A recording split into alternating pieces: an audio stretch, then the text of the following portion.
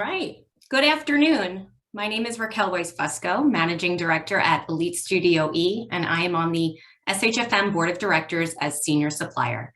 Additionally, I am the Industry Advisory Board, IAB Chair.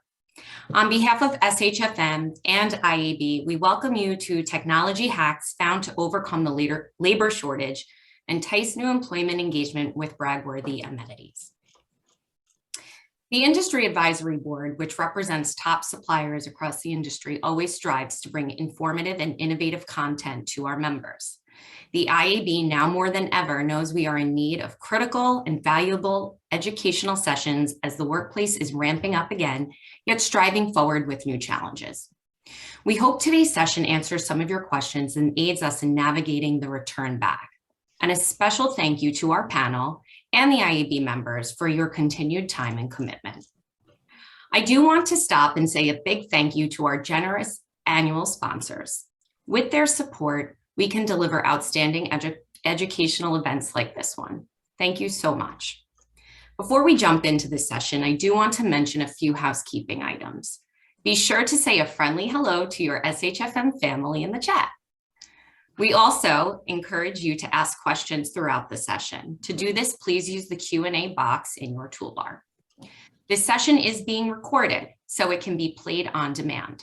It will be available early next week on the SHFM website and YouTube channel. I also would like to mention the 2021 National Conference, December 6th to 8th of this year. We can't wait to reconnect with your SHFM family in an atmosphere of homegrown hospitality when we reunite in Amelia Island for the national conference. After a long period of personal and professional change and transformation, it's time to come back together face to face. If you haven't registered yet, I encourage you to do so now. Now, it is my pleasure to introduce one of today's session moderators, Carolyn McDermott, a pioneer in the coffee gear space. Carolyn is the Executive Growth Consultant at Eversys. She started her career in marketing and sales in coffee equipment manufacturing. Carolyn has been a noteworthy leader in the coffee equipment space. Driven by a mission for innovation and entrepreneurship, Carolyn is best known for inspiring and supporting operators and roasters on new coffee gear technology to aid the progression of their businesses. Carolyn, over to you.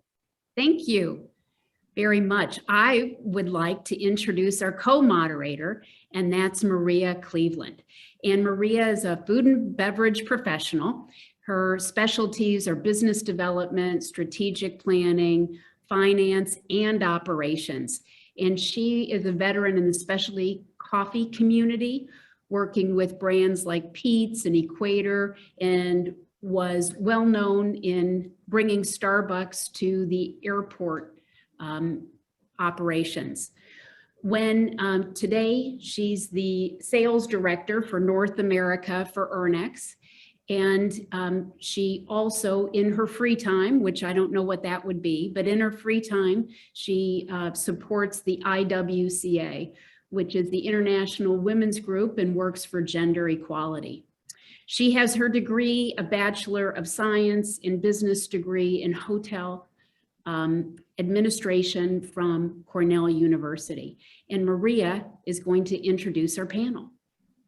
All right. Thanks, everybody. I'm first going to start off by introducing to everyone a new face to SHFM. Tim Scardina is the facilities manager at Horizon Therapeutics. And Tim has spent the last 6 years learning everything that he can about the facilities industries, from building design and maintenance to soft services. He's currently applying this knowledge in his role as a senior facilities manager at Horizon Therapeutics, where he is responsible for cafe services, janitorial, what I think is a world-class fitness center, landscape, and then office services. So welcome, Tim. I'm going to move up on the photograph list there. And next up is Bobby Capps from Aramark. She's the VP of Vice President of Operations for Aramark Business Dining. She's a really passionate, engaged leader who thoughtfully empowers and develops people to achieve and exceed strategic goals. She really believes that the responsibility of leaders is to inspire while growing people in their roles, responsibilities, and lessons that they're seeking for themselves. Bobby leads her teams to meet both the clients and the guests' needs, really by meeting them where they're at and crafting unparalleled experiences through ongoing feedback, accountability, and an eye for continuous improvement. She's worked in every position in the industry, in business dining, restaurant industry, from server to owner. She's worked in all sizes of the industry, having owned her own startup, a scratch-made sustainable barbecue restaurant, supervising operations for over 30 locations as a DM, direct operations of over 90 plus franchisees, and overseeing training and development for over 500 locations. Currently in her role is VP of Operations for Aramark. She oversees over 100 locations with services including employee dining, office coffee, vending, micro markets, uniforms, and facilities services. And she holds a BA in organizational communications with a double major in psychology, which we all know we need in this industry, and nutrition. Next up, Kevin D'Onofrio is here with us today from up in Albany, New York. He is a resident district manager for Sodexo dining services there at the University of Albany. He's an accomplished food service industry executive with over 30 years of experience driving profitability and service. And his successful track record in food service and hospitality can be attributed to his passion and ability to build and develop strong, diverse, high-performing teams who provide the best quality and service to customers and students these days. His career began back in high school, working as a cadet restaurant at the cadet restaurant at West Point. He started out as a dishwasher, but quickly was recognized for his strong work ethic and moved during his tenure at West Point. He had the privilege of serving and working on alongside department heads, dignitaries, heads of states. But then upon his retirement from the U.S. Military Academy, he took on this role as resident DM in University of Albany. Finally, our final panelist today is Rob Gordon, and Rob is the Director of Experience at Cure for Delafield here in New York City, and he's joined that firm in 2001. He's responsible for employee, talent, and guest experience at Cure. Prior to Deerfield, he's worked at American Express for over 6 years, with most of his time as the VP of Workplace Services, Global Real Estate, and Workplace Experience.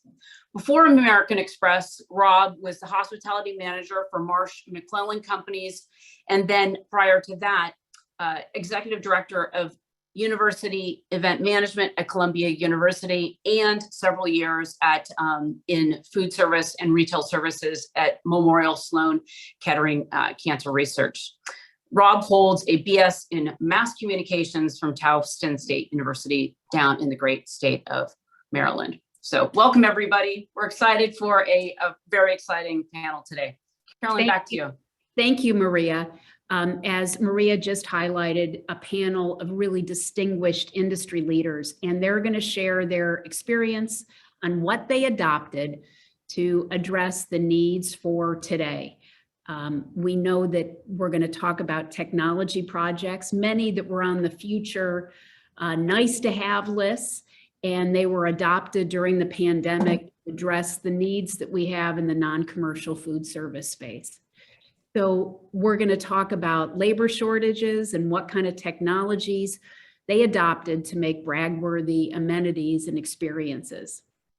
So when you think about it, many times in our industry, something happened and then we adopted something and then it stayed. Like dinners, meals to go were adopted when there were more dual working families, and that trend stayed. Or when we used to leave the office to get specialty coffee at a coffee bar, and it was so disruptive that we were all forced to bring great coffee inside. So what the panelists will also describe is what's here to stay and how we have accelerated to the future. So with that, let's jump in. And our first question for our panelists is, show us the landscape. What's dramatically different in your operation today than it was in 2019? And Tim, can you start us off? Absolutely. So thanks a lot for having me. I do appreciate it. Technology is something that I am very passionate about, so I appreciate the opportunity to speak to everybody about that. I think that we were trending towards a lot of these things before the pandemic, and the pandemic really drove that home for us. So the idea of the cashless or cashless touch, no touch, not speaking directly to the individual that's making your order. So we really adapted that here at Horizon, where we have a completely cashless environment. We try to do as many no touch points as possible. So our water beverage system is completely touchless. You can do it through your phone. Our coffee is completely touchless. You can do it through your phone. All of our ordering, you don't go up to the grill station anymore and speak directly to the chef. You order it from your phone and come down and pick it up 15 minutes later. So we developed a lot of these things that work, that were trending that way. And then after the pandemic hit, that I think that's the new way of operation. Great. Thank you. Bobby. Yeah, I would add that, we were also trending towards looking at over the next couple of years going to cashless. That happened immediately instead of over the next couple of years. And we were able to do that through leveraging technology for POS, which is called MashGen. And MashGen works by using 360-degree view cameras. So whatever you set down, it can read what it is. You can pay for it right there. The average transaction is 32 seconds from the time you set your food down to the time you're walking away with your food. So it allowed us to eliminate cash and cashiers. We still retain some of those positions and hope to, like everyone else, one day be able to fill all those positions, but retain those positions in our labor model to offer hospitality and guest service, but they're no longer needed to stand in one spot all day and take cash from customers. So that was something that was sped up because of the pandemic, similar to what Tim shared. We went to mobile ordering and also tablet ordering at the stations where you're putting in what it is that you want. And we would say that our mobile ordering take rate is pretty small. Most of our customers still are wanting to come down to the cafe, but they are ordering through a tablet now, which is great innovation we would have wanted to institute, but was sped up again through the pandemic, where the customer's really owning their modifications, they're owning what they're putting in, and then what it is that we're making. Great. Thank you. Kevin. Yes, thank you. Again, it's great to be here. I would say it's really much of this sort of what you've already heard, except for what we embrace would be more technology and anything that we can really do to save labor, because we all know that we're in a labor crunch right now. And I would say the app ordering or mobile ordering was something that we had on the back burner, and we had to then speed that up over COVID. And certainly coming out of COVID, it's something that we've continued to embrace, and it's continuing to work well for us. Great. And then what about these electric vehicles? What are those? Well, yeah, the electric vehicles that you have a photo of that will be coming up. Again, they're just really a smaller type of vehicle that can, especially for outdoors or campuses, that can be mobile and can be almost used as a pop-up, where we can, take food closer to our customers, or to have a special pop-up or a special event. They're smaller in size than you would see on average before COVID. And it's something that's trending now on campuses. Great. It's smaller in size in that it allows you to take them more places? Yeah, it's smaller in size. So for us on campus, we can get into some pretty small spaces and closer to either dorms or closer to where the students are in some of the academic areas. So it allows for pretty much, you can almost go on a sidewalk versus a road. Oh, great. Cool. Great. And then Kevin, your picture up there on the left. Yes. That is so yeah, and again, some of these we're using on my campus here, and some of these we're using through you know, our company wide. But the interesting thing on the top left would be that is a self-contained kind of smoothie jamba area that you order via your phone, and it produces it for you. Basically, it's all robotic behind the scenes. So it's really labor saver, where there's no labor there except for filling the product up. And again, that's also something that could be added just about anywhere where there's it's a small footprint that would go into. You want me to work around the slide now? Yeah, thanks. Okay, going to the right, the self-checkout is, again, that's been around for a while. Certainly Amazon has had something like that for a number of years, but again, it's finally making its way to colleges and probably to B&I. And that would be self-checkout as either like we see at the airports, where you take the items and you check out like we all frequently do now, or you could take things off. Certain ones will be, as you take off the shelf, it rings up onto your credit card or your debit card. And certainly down in the middle would be what I spoke about a second ago, which would really be the mobile ordering. We happen to use Bite, but certainly there's Get out there. There's certainly Grubhub out there. And for us, the Bite app really propelled many things for us, for not only saving labor, but really bringing a whole host of things from, you know, being able to pick it up, being able to order it, being able to give you facts, whether it's vegan, vegetarian, or allergen free.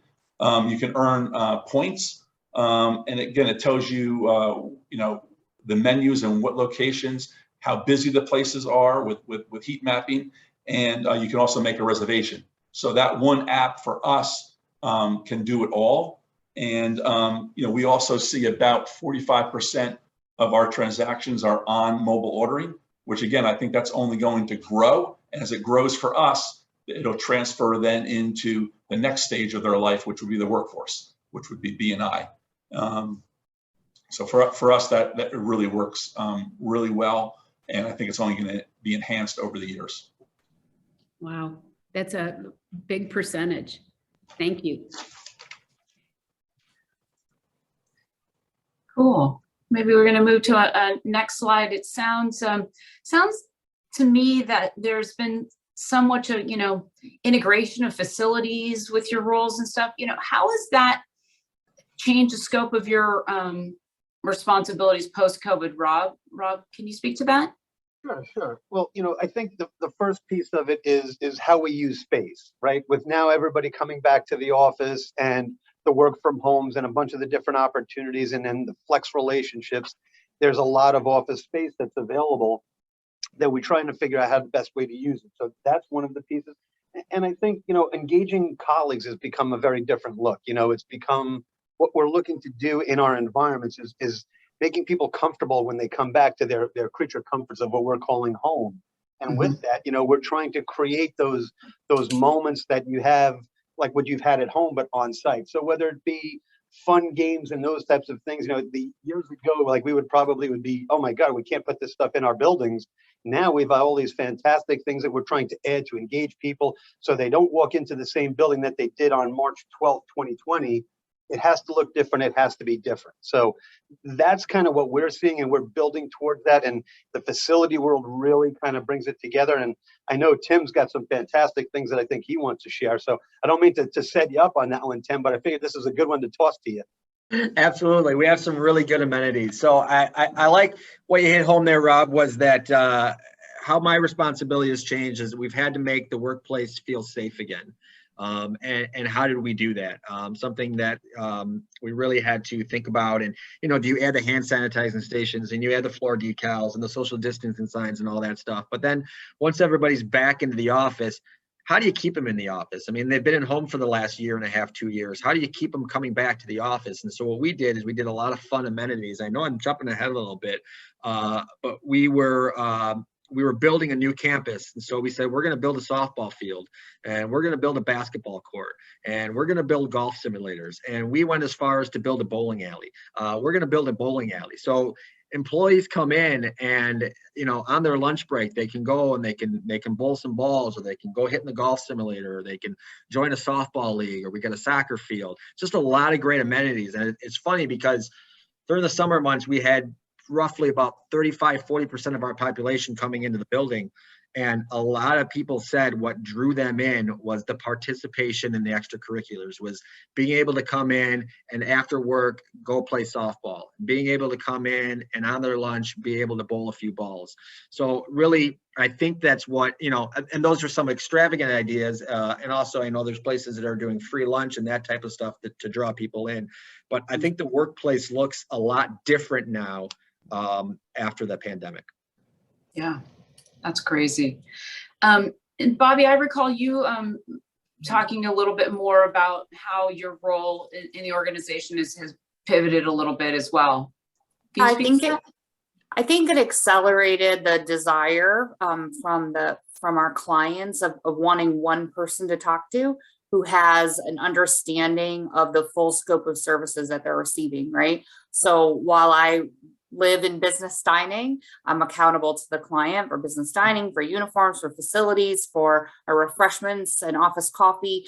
And then I also am responsible for ensuring that at the location level, we're working proactively with any other vendors that we share the space with. So if janitorial cleans the dining room, right? We always had those things to some extent, but now when I'm getting the push that, hey, dining rooms have to be cleaned every 15 minutes. What's accelerated is now the client says, okay, you figure that out, right? You go manage our vendors that you share space with, and you say, all right, this is how we're going to do it. This is how we've adjusted hours based on COVID protocols or working schedules have changed. So there's a lot more coordination, I think, than there was. Again, things we were all working towards, but the pandemic really accelerated that. And they don't want to talk to 7 different people when it's already challenging to navigate just a regular day right now, and all the changing requirements and needs and desires. We can really, on the service provider side, really create a lot of value for our clients by managing those services for them. Oh, that's great, Bobby. More integration with facilities, like one voice to the client. That's cool. Want to ask our panelists a next question, which is what pivots to unattended retail? What technologies did you adapt to move toward more of an unattended retail application? And Tim, why don't you start us off? Yeah, so I think unattended retail for us, so if we look at the technology that we added that mobile ordering piece, right? So what does that mobile ordering piece kind of take away from? So you have, at least in my atmosphere, we have less and less people coming to the cafe and looking at the salad bar or looking at the entertainment stations and ordering based off what they're seeing. Majority of our people are ordering on the app from their desk, coming to pick it up in 15 minutes. And so you get a lot of your hamburgers, you get a lot of your chicken sandwiches, you get a lot of your salads. You don't get as much of the entertainment station because people don't come down, they're not actually looking at that flair. So I think the mobile app takes away a little bit of that capability and a little bit of that fun of coming into the cafe and looking at the food before you're ordering it.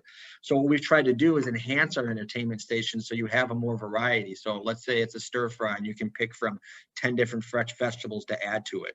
So we're really trying to incorporate that so we still get draws out of those entertainments. Awesome. Kevin, how about with you? Yeah, what I would add to that is it's like certainly it's different optics now, because when you look at a station, you may not necessarily see a line or someone ordering because they are pre-ordering on the mobile app.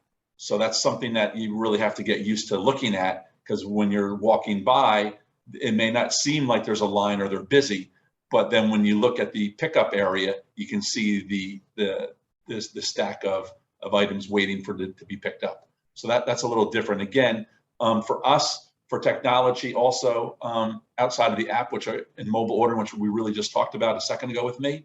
I'm not sure when my slide for delivery is coming up, if that's now or not. But again, we'll talk a minute about delivery vehicles that we have deployed through 150 different campuses. So maybe we can come back to that. Okay. Great. And then, Rob, you were talking, or Bobby, that you moved to digital menu boards. Yeah, so similar to a lot of the other innovations, right? We plan to always to do that. We operate in a lot of older spaces for our client. We have over 100 buildings. Some of those were built in the last decade, some many decades before that. And so getting data and power is actually a challenge in a lot of our spaces. And so it accelerated the move to that. It also, when it comes to unattended retail, we nearly doubled the amount of unattended retail we had. We'd always planned to have unattended micro markets in a lot of our very spread out blue collar manufacturing spaces. But that's not, that wasn't sufficient when we are limiting or even eliminating cafe service.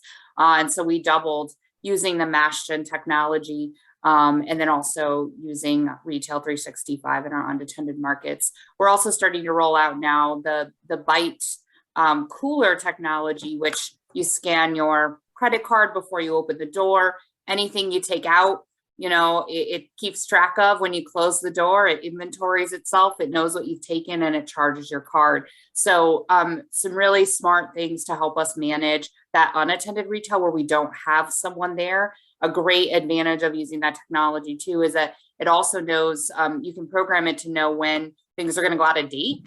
And it can actually offer discounts on things that are approaching their the end of their life, because again, there's not someone there in those locations on a daily basis to keep track of that and to try to sell those things as they go out of date. So a lot of adjustments for unattended retail. Wow, that's a real technology hack for it to be able to know when it's going to go out of date. Yeah, absolutely. Great way to use technology. When we're talking about grab and go retail, our panelists talked a lot about unattended lounges, and we're probably all used to them from whether it's United Airlines or Delta Airlines or American Express, but this exploration of cafe lounges and how it's pivoting our guests and our consumers to those experiences. Rob, you also mentioned that you're seeing a change in pickup times and grazing at different times. Anything you wanted to share there? Yeah, I mean, what's happening now is, you know, it's not the traditional, you know, noon, everybody goes down for lunch. It kind of stretches it out through the day now that, you know, people are getting back into the office and finding out, you know, how their day goes. So that's been something. And what's also nice about it is kind of from a labor perspective, you can have full day sales without having full day labor and staffing. So you could still work that out as well. And you know, one of the things, and I mentioned it earlier, was, you know, small footprints, right? So now we're starting to relook at how we are designing spaces. So we're in the design phase now, and we've, you know, consciously made a smaller footprint in the space, knowing what's happening and how things are going. But with that, you know, you also want to have less staff too, because if your staff that's running the space looks like more than the people that are populating it, that's a dissatisfier. And I think all of us on this call would have a very difficult time explaining. So that's one of the things that we've been able to see. So we've been capturing that. We've been kind of working off of those areas. And now, like, you can still have your traditional breakfast and lunch, but if somebody's late or somebody wants to catch up to something, these unattended vending, these refrigeration, hot holding cabinets, there's a lot of fantastic stuff out there, even to the point where there's, you know, some great technology with food lockers, hot, cold. There could be combo units. There's a safety piece on there, so you can only get what you have. So what we've seen is quite a bit of transition into that. You know, everybody comes down at 12, everybody's seating area from 12 to 1:15 is packed, and then you have this 600, 700 person open seating that doesn't have, you know, that, you know, gets used for an hour and a half a day. So, you know, it kind of ties back to the original conversation of how you're using your space. But this is, it certainly is a very big help. And look, you could go to airports now and get everything you want and not, you know, and not talk to a cashier. So, you know, these are the kinds of things when you're used to doing in your personal life, it has to transition back over to your business life, especially after the year we had. Yeah. Agreed. And I think we've heard something, you know, in prior conversations and also so far today is that, of course, necessity is the mother of combating staffing situations that we're having. I've heard a lot of that really hospitality mindset at its core is essential. And with the staffing shortages, clients and operators really have to align and collaborate to make the operation attractive to come into the facility, right? And that culture is a great differentiator.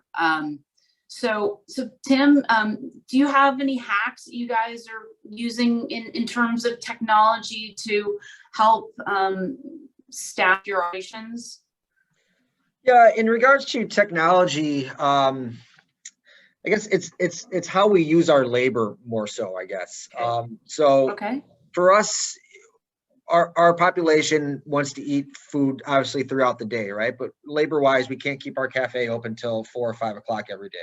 How do we keep the stations that people still want open where they can come and grab? So what we've done is we've kept our salad bar open through almost the entire day, where it doesn't require quite as much labor. I can have someone there that's stocking it and putting some stuff in there, but I don't need somebody like I need behind the grill continuously working the grill and flipping burgers, or over at my pizza station taking pizzas in and out of the oven. Whereas the salad bar is something that is a healthy option, which is great.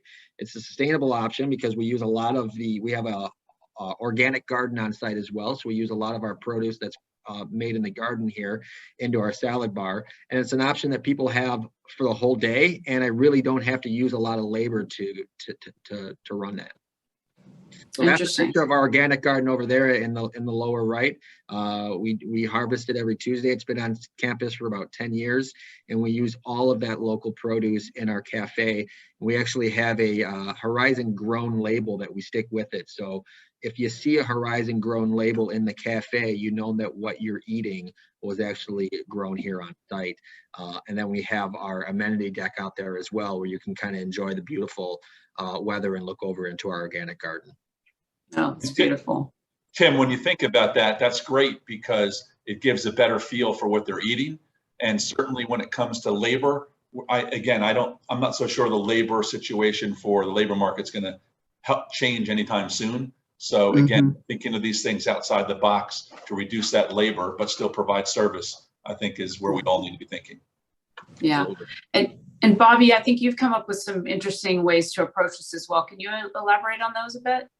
Sure. So, we focus all of our programming really is food first and hospitality first. And so when you are running up against staffing shortages and you're pairing that with also trying to balance the budget. So even if I have the staff, to Tim's point, I can't have them work till 5 o'clock at night when there's not consistent sales to support that, especially in some locations where maybe there used to be 1,500 people and now there's 200 people, right? So we developed a line of microwavable meals that are made on site, where we're making really great food that can be microwaved and taste great once it's been microwaved. There's a lot of trial and error to make chicken taste good out of a microwave. It's not something I really thought I would ever spend time doing, but I have an amazing culinary team that really focused on that. So what you're seeing now is cold food, right? And so focusing on coating potatoes in butter so that as they melt, right, it's coated in a sauce. And we try everything cold, we try everything warmed up in the microwave,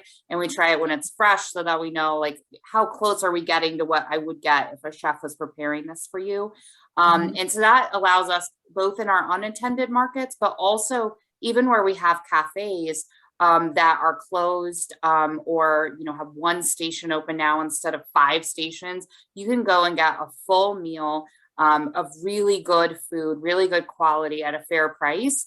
And while it takes labor to make those, they're all made, in a large batch, and their shelf life is 3 days instead of a station where a lot of that stuff I've got to use it today or it's gone, and there's all the labor to prep it and serve it. Wow. That sounds great from a efficiency perspective as well, a labor efficiency and also from a food waste perspective as well. I think if you have the 3-day life, then your ability to reduce waste is probably improved as well. Yeah. And where we have the density, we can commissary those items and farm them out so that I don't even need labor at every location. I can leverage the labor centers in a centralized location. Yeah. Right. And Kevin, I think that you've focused a lot on your team in addition to technology and such. Can you kind of bring everybody up to speed on your focuses there? Yeah, again, not only do we have to be safe, in front of the house, but we have to be safe for our staff because we certainly want all of them to return to work, and it certainly was a challenge bringing them back. But what I find a lot of time that I spend now would be really going to the locations, going to the units, and really, thanking them and really having a conversation with them on how things are going today, how things are going not only at work, but when they leave work, because that's our most vital resource would be our teams. And right now, the way the culture is throughout the workforce, we need everyone that we could get. So I find myself, and I've talked to many other operators, and it's the same thing. They find themselves more and more engaging in the staff in a more meaningful way than ever before.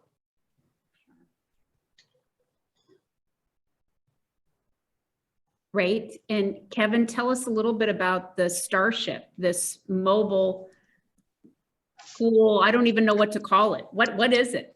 Yeah, I mean, it's relatively kind of new to the market within the last couple of years, but certainly because of COVID, it is picking up speed. And again, it for us, the first one for Starship was George Mason University, a little south of us.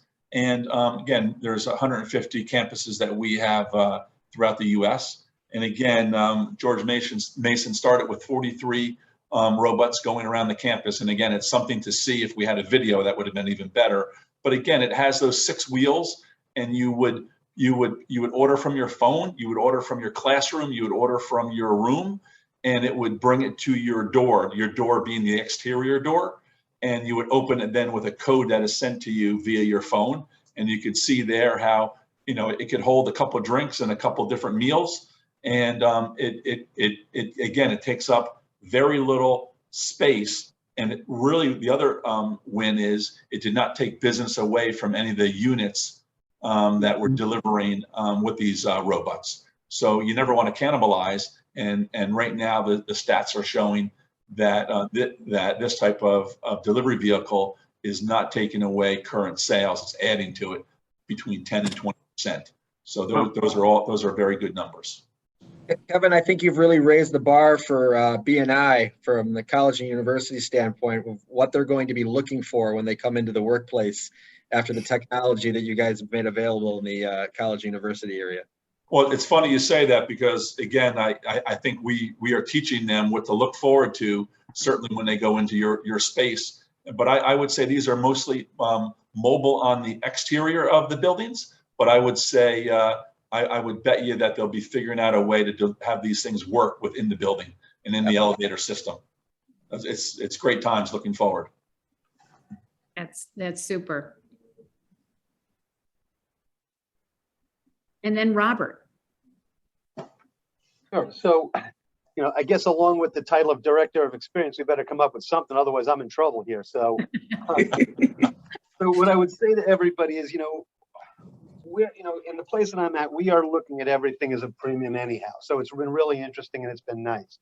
And what we're creating is experiential dining, concepts that you can bring people together, that you're getting collaboration, that you're bringing items and those together, whether they be food trucks and engaging people. Again, a lot of this is around how we engage our customers and all of those things. For us, one of the things we've seen here, and certainly one of the things I've noticed is, the world of this telehealth now, that you can pick up your phone and have a video conversation with a doctor. It's fantastic, right? You don't have to go in. You can, if something happens at an odd hour. Well, if we're taking that same perspective and then rolling it over, we're looking at the same things with gym programs, where you can do online personal coaching. You can do exercise classes. You can do a whole bunch of those things. Here, we're even creating a wine concierge where you actually can, wine is a big thing in the building that I work with. So we have something that you can actually talk to a master sommelier or sommelier. Hopefully she becomes a master. She has one more test to pass. And with that, you can have a curated wine collection that you speak to somebody and next thing you know, it's showing up at your door. So we're creating a lot of those types of scenarios. And it's just, we're trying just to create fun. Part of what we do here is a membership model. So it's not just, people coming into the office. It's in how we engage people through thought process, through, programming, that what we do here. So there's a lot that goes into it, but everything that we do really kind of has that premium model to it. At this point, you could do anything. By the time you order Amazon, you turn around, it's at your door. So we have to make up and match what's going on in the world around us. So a lot of focus on that, and just a lot of, bringing premium services to life. And when you do it in this manner, it kind of ties into the topic earlier of the labor savings. The more you can do with technology, online, and all of that, the less you need that brick and mortar to, to have those additional costs. So we're really starting to drive that forward, and we have a lot of cool things and a lot of fun things that are happening. And basically what we try and do is, if there's a theme or something that we're doing, we're trying to add a high-end, serious approach to how we do the amenities around it. Great. Well, that leads us to our last question for our distinguished group of panelists for our session today, and that is about the premiumization of amenities. What brag-worthy amenities are employees talking about? Share with us. And Robert, I know you talked about food trucks and how to bring experience to your location. Can you share with us a little bit of what's happening with food trucks today? Sure, absolutely. Look, bear in mind, I'm in New York, so that it's quite a big thing here in general, and I know that it's happening in a lot of other areas. But the food trucks nowadays are not what we always remember. And look, I'm telling a group of industry professionals, but what you all remember is food trucks and the local ice cream guy coming through. That's not the case anymore. You have, we had top chefs that are holding them. When I was at Columbia University, the Carilla barbecue guys, those were, School of International Public Affairs graduates that decided, hey, forget my Columbia degree, I'm going to go do a food truck. And, next thing you know, look what happens. But it brings fun, cool concepts right to your door. It brings those kinds of that exciting that happens right into your building. And I know that there's been a lot of organizations that have used those food trucks to create excitement on bringing people back. One of them recently downtown held, I think it was 35, 40 food trucks within their local area. And that's how they engage their people to come back. And again, when we're trying to get people that are apprehensive about walking in the door and those things, any of that ability to create something different, or getting out of the building, especially now with COVID and everything, you want to be outdoors, and you don't mind standing in line outdoors as you do inside. So there's been a lot of great items with the food trucks, and there's a lot of organizations that now kind of plan out so they can get the food trucks inside buildings. And it's been a lot of fun. And it's something that's always different than usually a food truck's not just one item. You have 3 or 4 different things that you can have. You pair them up. There's always a lot of fun with food. And, you hear me say a lot of creature comforts. That's the term I use quite often. But it's, when you get in and you've been working out of your house for a year and a half, the fact that you can FaceTime somebody, you have to be able to bring those same level and that same perspective into the business environment. Not just because it's the thing and its evolution, but people have gotten used to it over the last little bit. You take some of these things away, it becomes a big difference. So, we're seeing a lot of that, and we're seeing, and it just gets people to, it builds an excitement in a time that there's not always things that are excited about. We have a lot going on in our world. So anytime that we have the ability to have something special or do something for our colleagues, I think it's always a great story. Yeah, that's super. Yeah. Tim, what about at Horizon? And so I touched on it a little bit earlier, I think, as well. So we have gone to a 100% subsidized program now, so that really draws people in. I think it's going to be hard if we ever chose to go back to a program where people are paying. I don't know how you make that switch, and I'd love to have another call on that sometime, because I don't know if it's something that can maintain at 100% subsidy program. But then we've also done some other some fun things as well. Like I said, we have the softball leagues, we have a basketball league, we have a bowling league, we have the golf simulators. We have a tremendous amount of amenities where we're trying to keep people on site and have fun while they're here as well. So at the end of their day, if they want to get together with colleagues and go bowling, or if we have a conference, field representatives that come inside, from out of town, we don't have to go to go to dinner offsite and then go golfing offsite. We can do it all on site, and it's all encompassing. So I think we've really tried hard to bring people back into the office with the amenities, and so far it seems to be working. I mean, obviously we have a fitness program as well, which is tremendous. We have daycare on site. So all these things, especially now with, you know, kids being home from school and unsure, we have the ability to help with learning from home and stuff like that with our daycare for school age children too. So a lot of different amenities that we're utilizing to bring people and keep people into the office. That's great. Bobby. Yeah, so what we're really focused on is how do we bring premium to every experience. We're not working with Tim's budget, so there's no bowling alleys being installed in the vast majority of high locations. But how do we make every day feel premium, and how do we focus on a really outstanding experience? Some of that is in the storytelling of where did this food come from? How was it prepared? How fresh is it? How local is it? How sustainable is it? And then also where we can, growing food on site, if it's finishing herbs, if it's, you know, full produce gardens, but growing food on site. We do have some client locations where we keep bees, you know, to have honey that we sell both retail and then use in our food offerings, and then making sure the customer knows that. So we put QR codes on those items where you can go and see where this was made, see pictures, see the people farming it, see the beekeepers. And in some of those locations, employees can volunteer to help take care of the bees, right? Or to go to the farm. So some really good ways to connect people to the company they're working for. And I think that's really my job right now, is to help clients increase loyalty in their brand from their employees. How do we make them feel more a part of this community? Like they want to keep working here. They want to come in. They want to be a part of these things. And I think that's really important. And then again, how he can take premium to every day is we started a mocktail program, right? We'll make a specialty mocktail that pairs with the entree of the day. So that's a really great way to make something feel premium that really isn't that much extra labor. It can be made in batches, right? It can be taken to go or eaten in-house, and just making it feel like this is a special experience when really this is just Tuesday lunch, you know, with a beverage, and bringing that premium feeling to all of it. That's great, Bobby.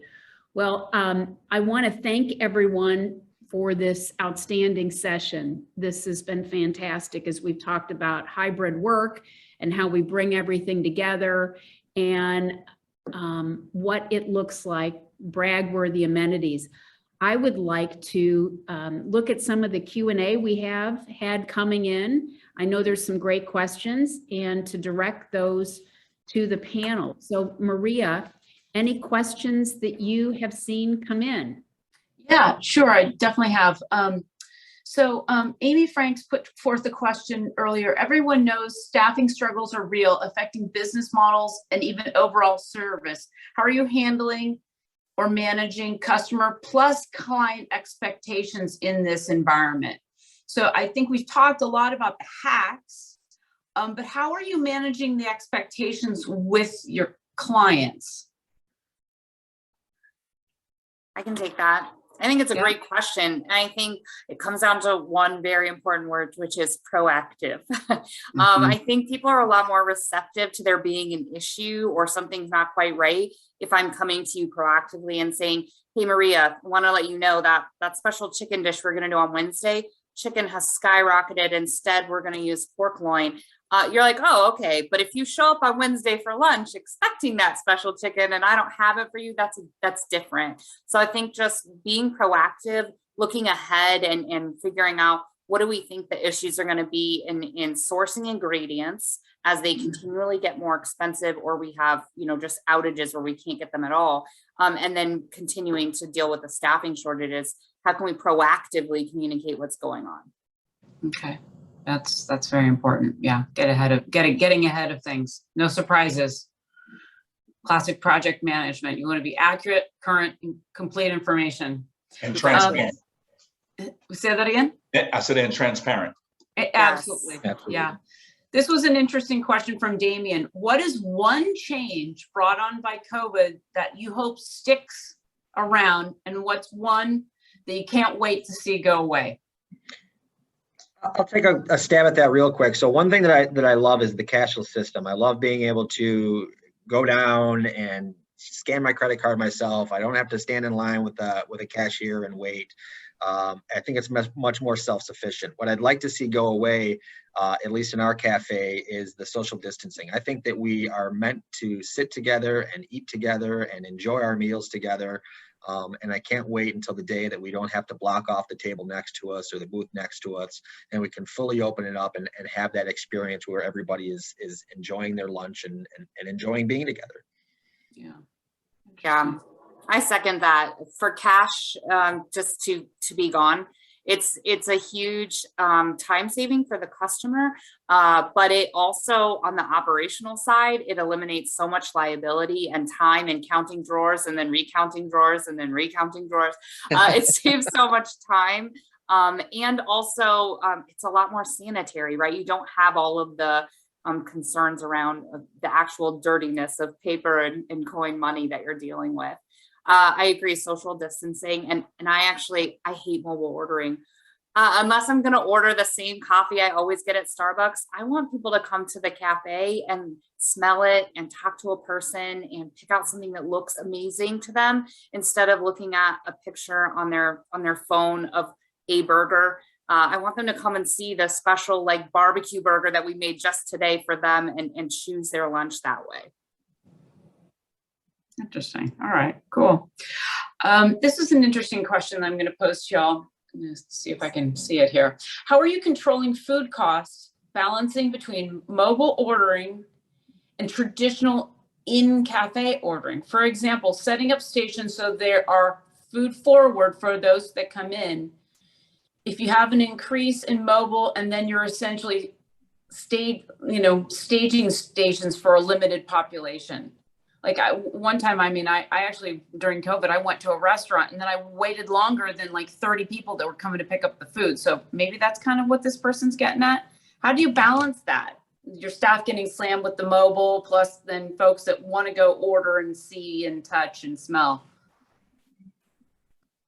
We've balanced that by not offering the other options. So we only have the mobile ordering and only the POS ordering. That's the only way you can do it. What's made it interesting for us and something that we probably didn't anticipate is, people usually come in, they order from the chef, they put their plate out, they put the burger on their plate, they go on their way. Now you're seeing this mobile ordering and this kiosk ordering where we're having these containers and they sit out and somebody comes and grabs them 15 minutes later. So it's more of a staging area.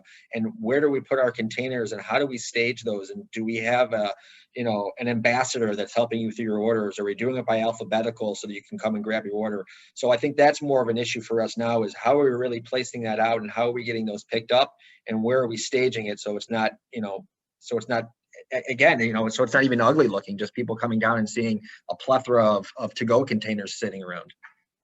Mm-hmm. Got it. Okay.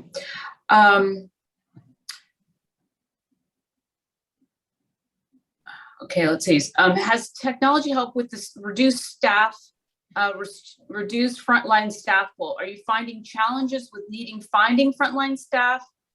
Do you require frontline team members to be tech savvy to assist with servicing tech?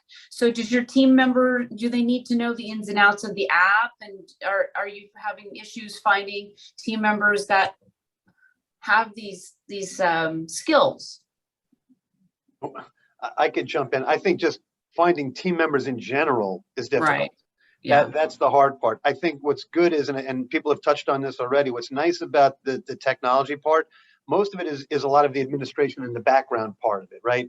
And I would say most of these technology companies have made it pretty simple for people to follow, just to keep things going and to keep things accurate. So I feel like on that end, it's actually gone pretty well.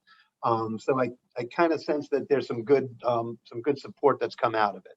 And I think that, controlling it, just, staffing models are tough. And, I think the good news, and I think Bobby said this best earlier about keeping your clients informed. I'm kind of sitting on the other side with Tim, but one of the things is, we all read the paper, we know what's going on. So there's a reality about, the people that are available and the people that you can get. And some markets are worse than others. And, first it was, oh, we're having this extra money that's going out. And then when that goes away, everybody's going to come back.